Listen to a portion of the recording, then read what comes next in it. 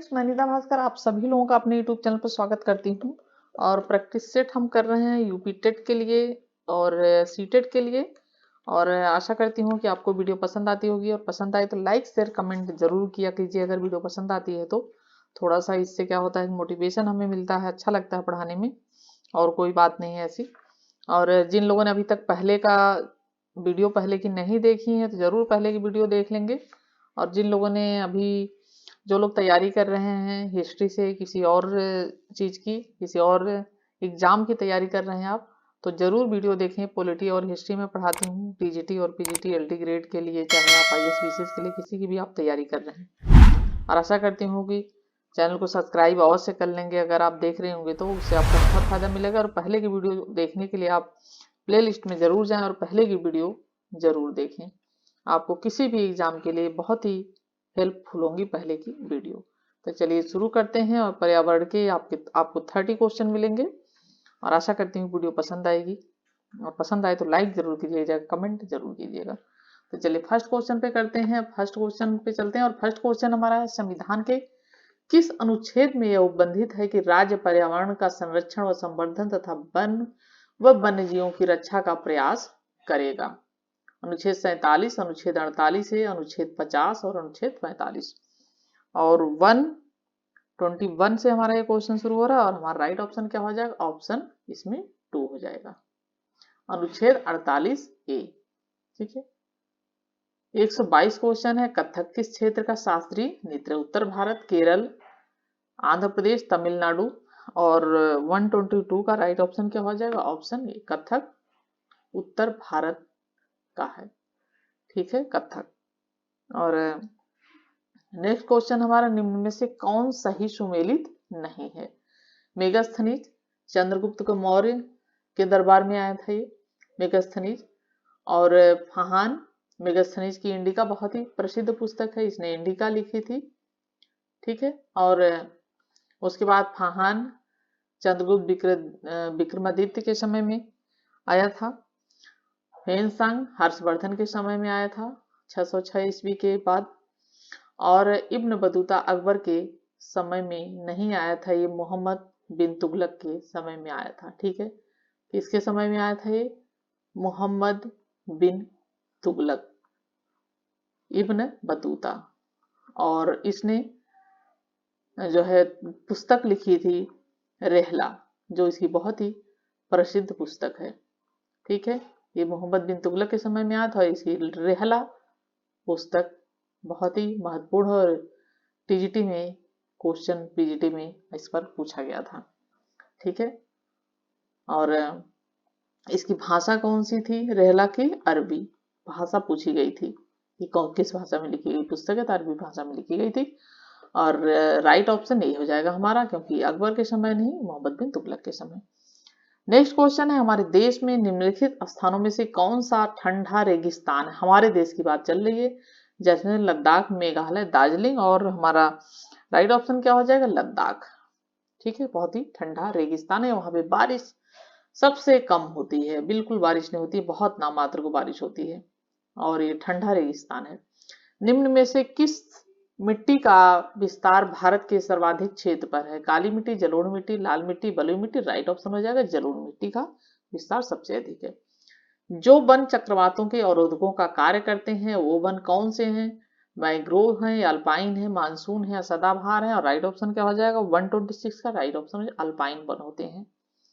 Next question है, निम्नलिखित में से कौन सा जैव निम्नीकरण है? यानी जो इसमें प्लास्टिक है, पॉलीथीन है, पारा है, तो ये सब क्या होते हैं जमीन में? ये बिल्कुल ही इनका इसका अपघटन नहीं होता है। ठीक है, और ये अपघटित नहीं होते हैं अगर इन्हें हम छोड़ देते हैं, आप देख ही रहे हैं।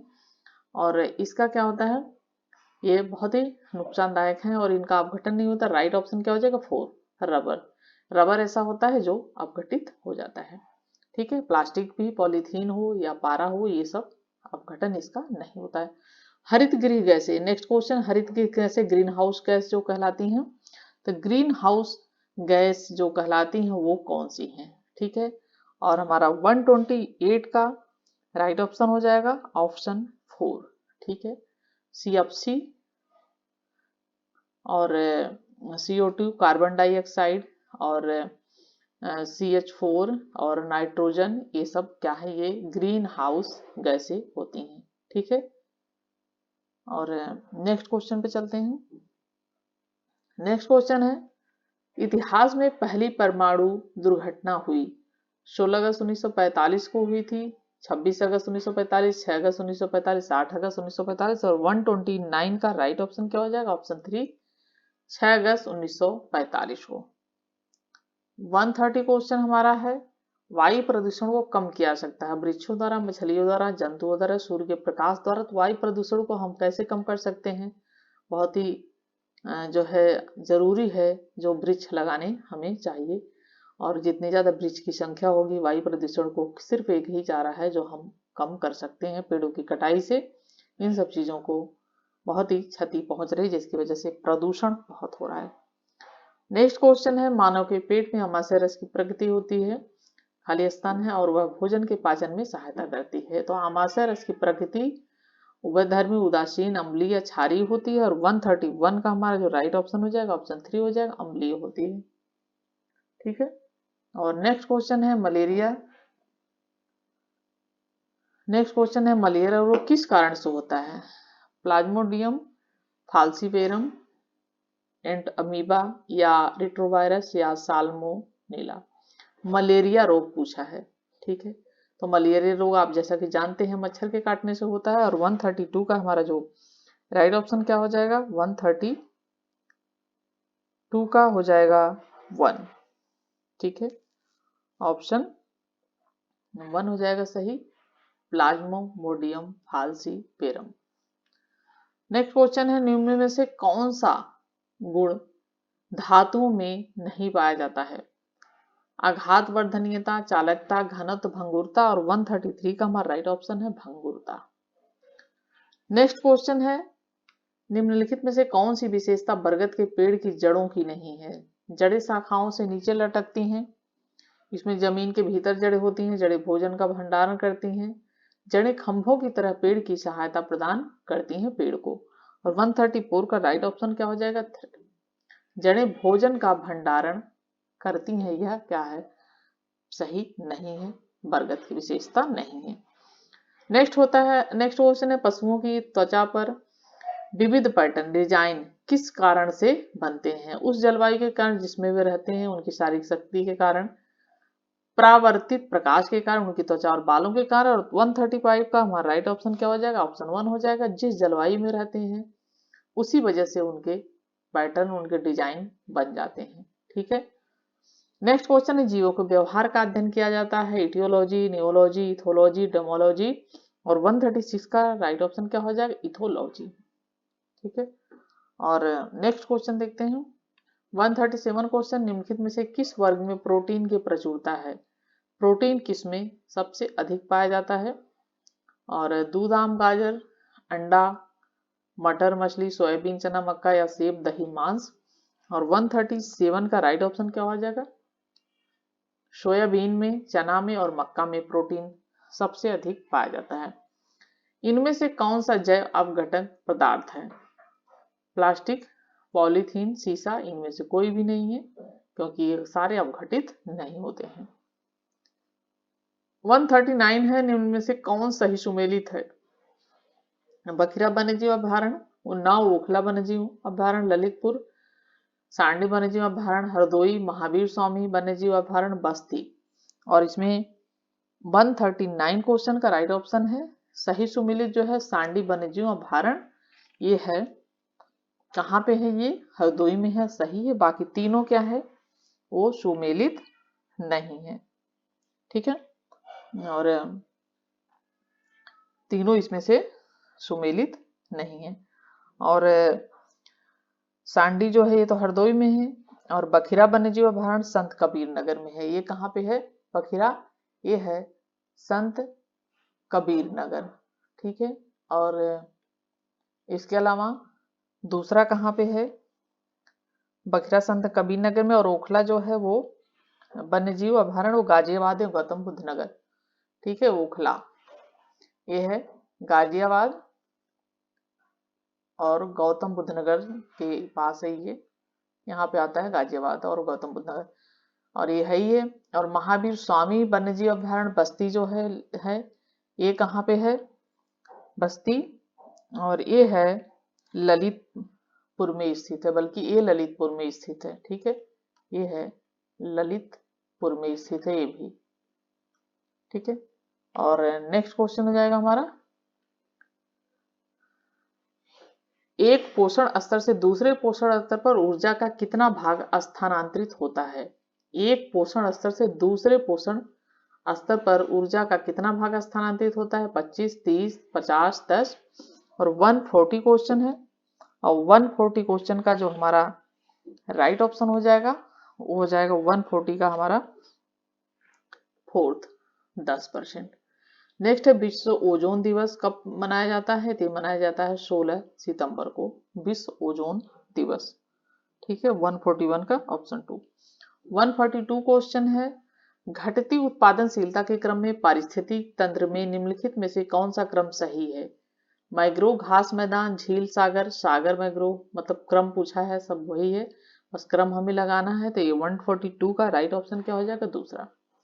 कौन सा क्रम सही है, सागर, मैग्रोव वन जो होते हैं, झील, घास और उसके बाद मैदान, ये सही क्रम है, घटती उत्पादनशीलता के कारण है ये। नेक्स्ट है वन्यजीव सप्ताह मनाया जाता है, वन्यजीव सप्ताह। 143 का राइट ऑप्शन क्या हो जाएगा, ऑप्शन 4। 15 जून से 21 जून तक मनाया जाता है वन्यजीव सप्ताह, एक सप्ताह के लिए। 144 क्वेश्चन है, निम्न में से कौन सा कथन सही है। प्रगामी बढ़ते पोषण स्तरों के साथ प्रजातियां सुलभ ऊर्जा का उपभोग करने में कम दक्ष होती हैं, और दूसरा जीवमंडलीय पारिस्थितिक तंत्र में ऊर्जा का एक प्रवाह एक दिवसीय होता है, ठीक है। और राइट ऑप्शन हमारा यही दूसरा है, जीवमंडलीय पारिस्थितिक तंत्र में ऊर्जा का प्रवाह एक दिवसीय होता है। 145 क्वेश्चन है, वर्ल्ड वाइड फंड का प्रतीक लाल पांडा किस प्रजाति का है। बंदर प्रजाति का, भालू प्रजाति का, या भेड़िया प्रजाति का, पेंगुइन प्रजाति का। 145 का हमारा राइट ऑप्शन है ऑप्शन 2, भालू प्रजाति का ये होता है पांडा, ठीक है, जिसे लाल पांडा कहा जाता है। 145, ठीक है। और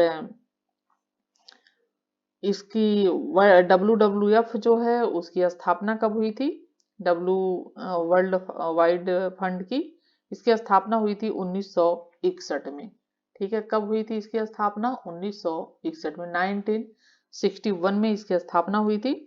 और यह एक गैर सरकारी संगठन है, यानी ये कोई सरकारी संगठन नहीं, गैर सरकारी, और इसका मुख्यालय कहाँ है, ग्लैंड स्विट्जरलैंड में, ठीक है। ये है ग्लैंड और स्विट्जर, ठीक है, स्विट्जरलैंड में, और ये है स्विट्जरलैंड, कहाँ पे है ये, स्विट्जरलैंड में। नेक्स्ट है, छोटी कक्षाओं में पर्यावरण अध्ययन विषय में रुचि उत्पन्न करने के लिए पढ़ाने का तरीका क्या होना चाहिए, ठीक है। 146 क्वेश्चन है, और क्या तरीका होना चाहिए इसका, आगमन पद्धति या रचनात्मक खेल संबंधी रटने का निगमन का, तो जाहिर है कि जो छोटी कक्षाएं होती हैं वो मनोरंजक एवं खेल संबंधी होनी चाहिए, क्योंकि हम अगर छोटे बच्चों को पढ़ाते हैं, जितने हम मनोरंजक तरीके से पढ़ाएंगे और खेल खेल में उनको पढ़ा लेंगे, सीख लेंगे बच्चे, उतना अगर हम उसको सिर्फ लेक्चर देकर पढ़ाएंगे तो बच्चे क्या है वो सीख नहीं पाएंगे और वो कक्षा को बोरिंग महसूस करेंगे। तो छोटे बच्चों की जो क्लास होती है वो हमेशा मनोरंजक तरीके से लेनी चाहिए और खेल खेल में उन्हें बहुत सारी चीजें सिखाई जानी चाहिए, ठीक है। और चलिए नेक्स्ट क्वेश्चन चलते हैं। नेक्स्ट क्वेश्चन है, विशिष्ट से सामान्य का सिद्धांत निम्न में से किसका प्रयोग होता है, किस पद्धति का प्रयोग होता है, किस विधि का प्रयोग होता है विशिष्ट से सामान्य की ओर। और इसमें 147 क्वेश्चन है, राइट ऑप्शन आगमन विधि हो जाएगा। आगमन विधि में विशिष्ट से सामान्य की ओर चलते हैं, और जो निगमन प्रणाली होती है, निगमन विधि होती है, ठीक है, निगमन, उसमें क्या होता है, उसमें सामान्य से विशिष्ट की ओर चला जाता है। ठीक है, इसमें तो विशिष्ट से सामान्य की ओर, और जो निगमन है उसमें सामान्य से विशिष्ट की ओर। ठीक है, 148 क्वेश्चन है, प्राथमिक स्तर पर पर्यावरण अध्ययन के आकलन में निम्नलिखित में से कौन सा एक संकेतक उपयुक्त नहीं है? स्मरण रखना, प्रश्न पूछना, न्याय और समानता के प्रति चिंता, या सहयोग।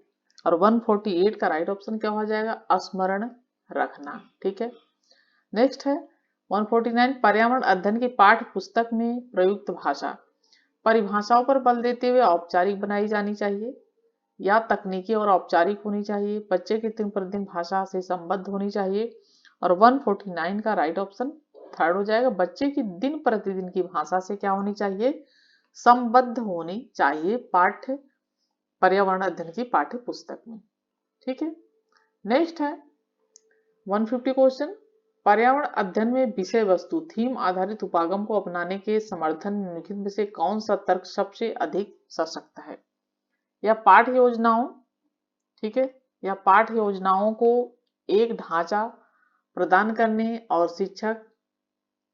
शिक्षण को अधिक प्रभावी बनाने में मदद करता है, यह शिक्षण को अधिक रोचक और गतिविधि आधारित बनाने में मदद करता है, यह अवधारणाओं, मुद्दों और कौशलों के बृहद विस्तार को सम्मानित करने में मदद करता है, यह विषय सीमाओं को नरम सौम्य बनाने और संपूर्णता में ज्ञान को प्राप्त करने में मदद करता है। और 150 राइट ऑप्शन क्या हो जाएगा? ऑप्शन 1, यह पाठ्य योजनाओं को एक ढांचा प्रदान करने और शिक्षण को अधिक प्रभावी बनाने में क्या करता है? मदद करता है। पर्यावरण अध्ययन जो थीम होती है उपागम को अपनाने के संदर्भ में सबसे अधिक तर्क महत्वपूर्ण और सशक्त है।